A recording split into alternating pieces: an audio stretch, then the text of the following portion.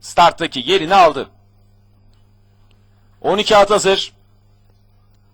Beyaz bayrak kalktı, start verildi ve koşu başladı.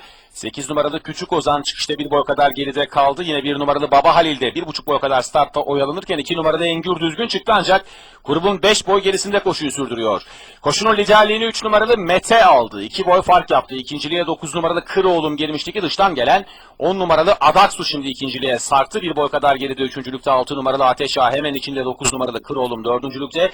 2 boy kadar geride 7 numaralı Akkurt'u görüyorum. Akkurt'un yarım boy içinde 11 numaralı Yesemek. 2 boy geride 1 numaralı Baba Halil, onun sağrısında dış kulvarda 8 numaralı Küçük Ozan var. 5 boy kadar geride 12 numaralı Yavuztay, daha sonra 5 numaralı Banderas sırasıyla safkanlar 1000 metre start yerine doğru ilerliyor.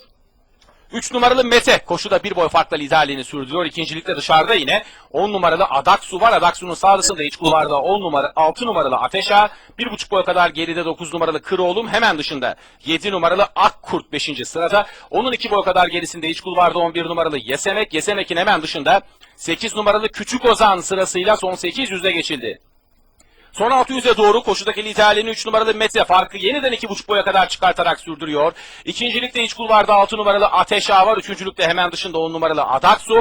Daha sonra dördüncülükte 9 numaralı Kıroğlu'nun içeride, hemen dışında 7 numaralı Akkurt.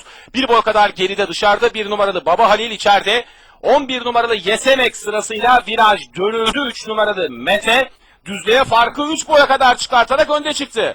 Ortadan 6 numaralı Ateş Ağa'nın, dış kulvardan Sarı Efe'nin, 1 numaralı Baba Halil'in, ortadan da yine 11 numaralı Yesemek'in gayretleriyle koşuda son 200 metreye doğru yaklaşıyor atlar. 3 numaralı Mete 2,5-3 boy farklı önde, dışarıdan Sarı Efe, içeriden 11 numaralı Yesemek, ortadan 7 numaralı Akkurt atak yapsalar da son 200'ü de 2,5 boy farklı 3 numaralı Mete önde geçti. İçeriden 11 numaralı Yesemek yaptığı ataklarla ikinciliğe sokuldu ancak son yüzde 4 boy farkla 3 numaralı Mete önde. 11 numaralı Yesemek'in tüm ataklarına rağmen 3 numaralı Mete koşuyu kazanıyor.